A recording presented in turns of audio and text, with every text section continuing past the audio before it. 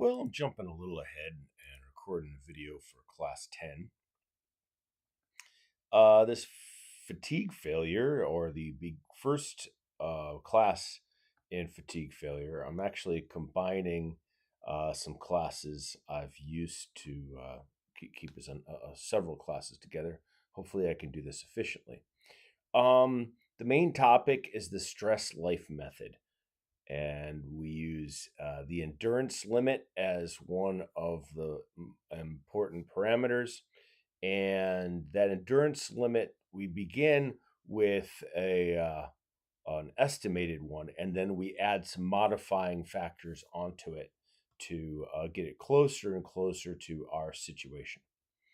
All right, and so this is the beginning of chapter 6. So we have the introduction to fatigue and metals, which is section 6.1.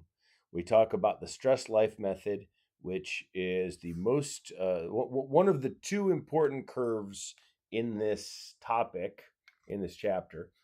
Is the SN curve. The second one will be in the next class, where we do the alternating and mid-range curve. So there's really two very important curves. Everything is kind of based on them. The SN curve is arguably the most important one for the stress life method. Then we'll talk about endurance limit and the fatigue strength, kind of used interchangeably, actually, that idea. And then we'll talk about these modifying factors that we'll apply to that endurance strength. And then we'll estimate life after accounting for these differences into a specimen. I'm actually including stress concentration and knot sensitivity in this class too. So it's ambitious. What we really would like to do is estimate the life of something that has a discontinuity in it. So here you go. Here's the big idea. Fatigue failure is the result of applied stresses over time. We all kind of know that. Really, the most important aspect of it to consider is that it's all about little micro cracks that accumulate and get bigger and grow, causing failure eventually. So it's this accumulation of damage that we have to consider. And the method that we primarily use is okay. So here we're talking about the stages of a crack, right? At the stage 1, they're just these little micro cracks. You can't really see them. At stage 2, they start to progress. You still probably can't see them, but you can see afterwards, after it breaks, you can start to see that the crack has opened and closed and grown and opened and closed, and it results in these clamshell or beach marks type of thing that are very indicative of something that has failed due to fatigue. And then stage 3, all of a sudden the thing breaks because there was less and less meat left after the crack accumulated. So here's some figures, and so these like little marks. These are like the beach marks that you'll see, and usually there's here's some more right here. Usually there's some initiation, right? Some stress concentration that has caused cracks to start, and they pick up over time. All right, so we're combining these two sections, section 6.2 and section 6.3. There is some talk about alternate methods of fatigue, but for the most part, what we're going to concern ourselves is the stress life method. Those method, we also have a strain life method, which usually has some hysteresis, if you're familiar with that phenomenon. And there's the linear elastic fracture mechanics method. These are all things that are much more complicated than the stress life method. And then we also do a certain types of problems with fatigue. We might find the factor of safety to say, we would like to predict infinite life. That would be a nice thing. And we could find out how far are we in the margin to making sure that we are in infinite life, to account for the uncertainties that perhaps it's not going to live forever. And we'll know what infinite life is.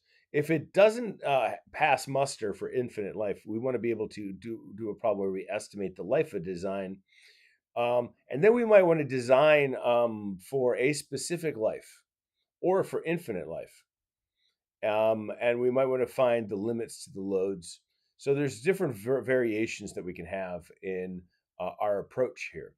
But for the most part, this is the method that we're going to use. And right away, we need to acknowledge it is terrible.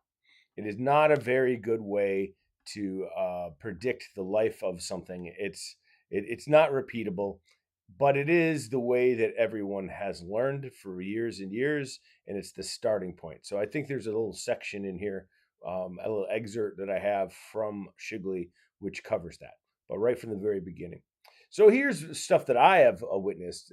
Cracks in ships are very common. They usually start at little transitions or little places, and it's something that you're always dealing with because the ship has to flex a lot. And these are usually low cycle fatigue. We'll use those phrases because we're not talking about thousands and thousands and tens of thousands of cycles, but something less than about 1,000 cycles. So that isn't something we're covering. We're kind of covering things that are more like high cycle fatigue, but it is something that's a very big problem in ships. So here it is. Here's the big player here, the SN curve. And we're going to take a tour of it. First things first, note the knee right here. And I'll show like right there. Steel has this behavior. Most other materials don't. Here's one for aluminum as an example. But we still often will treat them as if they do in the same type of criteria. But let's just say that we're sticking with steel for the time being. All right, and let's see, things I want to say. There's two broad categories of fatigue. There's low cycle fatigue, as I mentioned before, and that's usually right around 1,000 cycles. So this curve doesn't actually look right, but that's low cycle fatigue in that direction. And then there's high cycle fatigue that's over here. But this knee is the all important thing. There's a plateau. So if you can stay below this level, this stress level, by the way, we're calling this strength, but we also we put stress values into there. So it's stress or strength. So it doesn't really quite matter what the label says right there. We can apply stress. But if we can stay below this level right there, we're going to live forever. That distinct, and we call this the endurance limit or endurance strength. And quite often we'll go SE. And for the time being, in the beginning, we go FE, SE prime to designate that we are going to put some modifying factors on it soon. We find this information from a rotating fatigue tester most often. This is the classic way that it's done. They put a weights onto this, and there's like a bending moment onto the specimen, and a motor turns this thing around, and it counts the number of cycles, and then there's a switch somewhere that as soon as the thing breaks, it stops rotating and the counter stops. And you do this over and over and over again, and you're able to generate data and plot it in an SN curve. We had one at the Coast Guard Academy that was hidden away in a closet somewhere, still in its packaging. And here is the exit from its manual.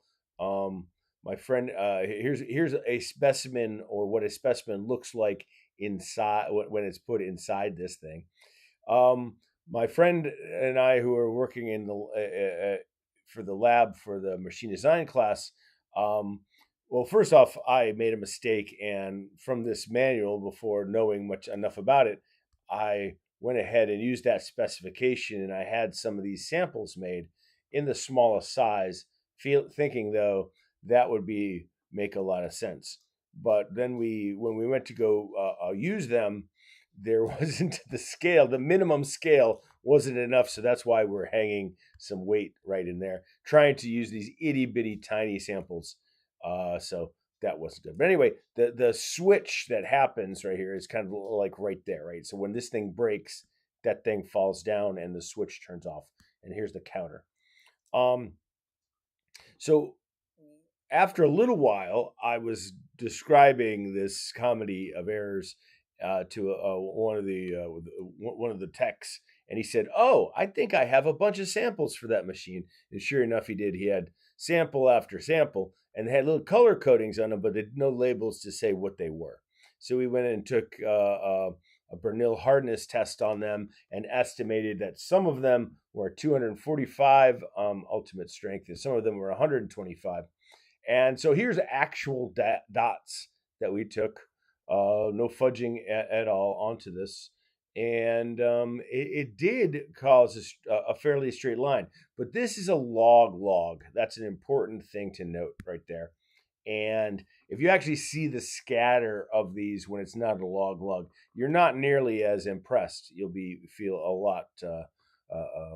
There's a lot less confidence in the system when you actually see what they look like on a regular scale. So here we go. Here we're going to take a little tour of things we need to know about the SN curve.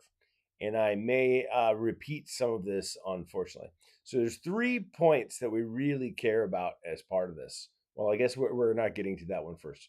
Okay, so we call this fatigue strength, but we also will use that for a reverse stress, and we'll put values in there because we kind of use it in both ways. If we know the stress in something, we can go to the intersection. We can predict what the life is going to be, or if we have this desired life, we can go and we can find out what the strength needs to be. And so we can see that we have fatigue life is here is the N, right? So it's the SN curve, the number of cycles to cause failure. And this prime, you might see a prime. Actually, we don't see a prime. I guess the prime is like right up here for. That prime means that it's the information up to this point is lab conditions. So we want to adjust for non-lab conditions when we go to try to implement this. This is only applicable to a rotating specimen in a controlled laboratory environment for completely reverse stresses. We're going to see that that's not always the case, and therefore we need to do some adjustment to it. To apply it to any other mechanism, and that means to remove the prime, we must account for those differences. So here's the 3 points on an SN diagram. The first is ultimate strength, right? So look at the life right here. That's 10 to the 0, aka 1. So on one cycle means the first time you put a load onto it, the thing breaks. Therefore, that makes sense that you would use the ultimate strength right here at that position, n equals 1. Now here is the break for low cycle fatigue. And for whatever reason, on this particular diagram, they're off by a little bit for where their 1000 is. But anyway, let's just pretend that it is. So this right here, we find this from a curve for F, this little italicized F, and we multiply it by the ultimate strength, and that gets us what that value is. And so that's where we start with it. Now we also just found over time from experiment and experience that it looks like that knee happens at 1 million. I have seen books that use 10 million, but we're just going to stick with 1 million and say this is this is when things meet this this knee, and the value that where that happens, we call that for the time being SE prime, right there. And we need to put prime. That's the plateau, the endurance limit, the very important thing that we're looking for. So we need to be able to graph this and find an equation for that spot in there. We might even want to find an equation in here, but this over here is more complicated. It doesn't behave in the same way. It isn't as predictable, which isn't saying much because this isn't all that great in its predictability either. So first off, I mentioned this F, so we want to get it someplace, and this is where we get this fatigue strength fraction F. And they even have it as equations in the 11th edition. So if you have something before the 11th edition, you might want to make note of these equations right here. On an exam, don't use the equations. Use this figure. And there's an important thing to note. If the ultimate strength is below 70, this note says use an F of 0.9, right? And once again, its purpose is really just to, we have this guy and now we need this guy. So it's really just giving a distance between those 2 points. All right, so here's some more things. I think I've animated this a little bit. The number of cycles to failure at varying stress levels is plotted on the log-log scale. So here's the important knee that happens at 1 million. I've already mentioned that. So why is that here? This is called the endurance limit, but we need a prime in it right now. So put a prime in it. Any stress levels below the endurance limit they're going to live forever. So that's what we're saying. We're predicting. And anything in this along these line right here, I think in between there, we can find that a finite life, and we can predict how long it's going to live. Anything below 1,000 cycles, or anything anything in that region between this stress and this stress right in there, we have that's low cycle fatigue, and that's beyond what we're really going to work on right here. I picked up some graphs from I can't remember what book it is. I should have this. So there was a ship stress type of study. I think it was a study from the Society of Naval Architects and Marine Engineers, more likely, or it might have been for the government. One of the MARAD was the Maritime Administration, and they would conduct lots of studies. But I liked the fact that they showed the scatter, right? Just the crazy scatter, even in a log of a loading condition. In one case, they were doing a bolted joint versus a welded joint, and they were running it and looking through the cycles, and they drew a straight line through it.